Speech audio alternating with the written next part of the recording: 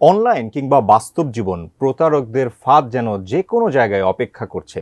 সহজলভ্য আয়ের আকাঙ্ক্ষা কিংবা অল্প সময়ে অধিক অর্থ উপার্জনের উদ্দেশ্যে প্রতারকরা নানা ধরনের প্রতারণার ফাঁদ তৈরি করে। সম্প্রতি এমনই এক অভিনব প্রতারণার তথ্য পাওয়া গেছে, যা ডেটিং অ্যাপের মাধ্যমে ছেলেদের ফাঁদে ফেলে অর্থ হাতিয়ে নেওয়ার উদ্দেশ্যে পরিচালিত হচ্ছিল। বিস্তারিত শিহাব ইসলামের রিপোর্টে।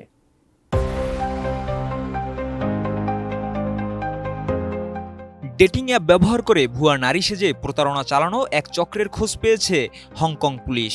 সামাজিক যোগাযোগ মাধ্যম থেকে নারীদের ছবি অনুমতি ছাড়া ডাউনলোড করে ডিপফেক প্রযুক্তি ব্যবহার করে এসব ছবিতে পরিবর্তন আনা হতো।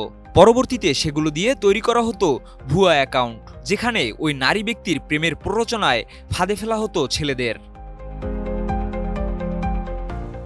হংকংয়ের এই নারী সাজা প্রতারক চক্রটি ডেটিং অ্যাপের মাধ্যমে 53 কোটি টাকা হাতিয়ে নিয়েছে। এই টাকা তারা নারী সেজে প্রেমের ফাঁদ পেতে টার্গেটেড পার্সনদের থেকেই হাতিয়েছে। নারীদের ছবি ব্যবহার করে ডিপফেক প্রযুক্তির মাধ্যমে ছবি ও ভিডিও পরিবর্তন করে ভুয়া অ্যাকাউন্ট তৈরি করা হতো। তারপর সেই অ্যাকাউন্ট থেকে ছেলেদের প্রেমের ফাঁদে ফেলে ভুয়া অ্যাসেট প্ল্যাটফর্মের বিনিয়োগের জন্য প্রলোভিত করত। আপনি কি হার্টের সমস্যা নিয়ে দুশ্চিন্তাগ্রস্ত? স্বল্প খরচে হার্টকে ভালো রাখার সহজ উপায় মাতৃভূমি হার্ট কেয়ারে। অ্যাকাউন্ট এবং নারী ব্যক্তিদের বিশ্বাসযোগ্য করতে সেসব অ্যাকাউন্টে ধনী আকর্ষণীয় ব্যক্তি হিসেবে নিজেদের তুলে ধরত প্রতারকরা। গাড়ি, বাড়ি এবং ক্রিপ্টোকারেন্সি বিনিয়োগকারীদের ছবিও ব্যবহার করা হতো, যেন অ্যাকাউন্টগুলো বিশ্বাসযোগ্য মনে হয়। এই চক্রের বিরুদ্ধে অভিযানে 31 জনকে গ্রেফতার করেছে হংকং পুলিশ। তদন্তে জানা গেছে, এই চক্রটি প্রায় 3,40,00,000 হংকং ডলার, যা বাংলাদেশি মুদ্রায় প্রায় 53,02,00,000 টাকা হাতিয়ে নিয়েছে। চক্রটি মূলত দক্ষিণ পূর্ব এশিয়ার দেশগুলো, বিশেষ করে তাইওয়ান, সিঙ্গাপুর এবং মালয়েশিয়াকে টার্গেট করে কাজ করছিল। পুলিশ জানায়, প্রতারকরা তরুণদের, বিশেষ করে ছাত্রদের দ্রুত অর্থ আয়ের প্রলোভন দেখিয়ে এই চক্রে যুক্ত করত। চক্রের সদস্যরা ডেটিং অ্যাপ ব্যবহার করে টার্গেট খুঁজে বের করতে প্রশিক্ষণ নিত। এরপর প্রেমের সম্পর্ক স্থাপন করে তাদের একটি ভুয়া ভার্চুয়াল অ্যাসেট প্ল্যাটফর্মে বিনিয়োগের জন্য প্ররোচিত করত।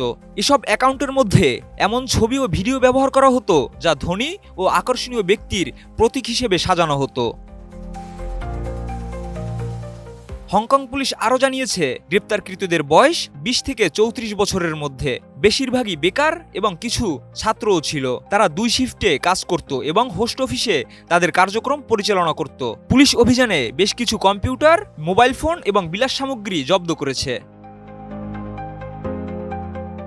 এছাড়াও পুলিশ জানিয়েছে, এই চক্রটি গত 1 বছরেরও বেশি সময় ধরে এই প্রতারণার কার্যক্রম চালিয়ে আসছিল। অভিযানে 2টি অফিস এবং হোস্টদের বাসভবন থেকে প্রায় 10 মিলিয়ন হংকং ডলারের সম্পদ উদ্ধার করা হয়েছে। আগামীকাল 5 জন অভিযুক্তকে আদালতে তোলা হবে। বাকি 26 জনকে জামিনে মুক্তি দেওয়া হয়েছে। তবে তদন্ত চলতে থাকবে। শিহাব ইসলাম, এটিএন নিউজ।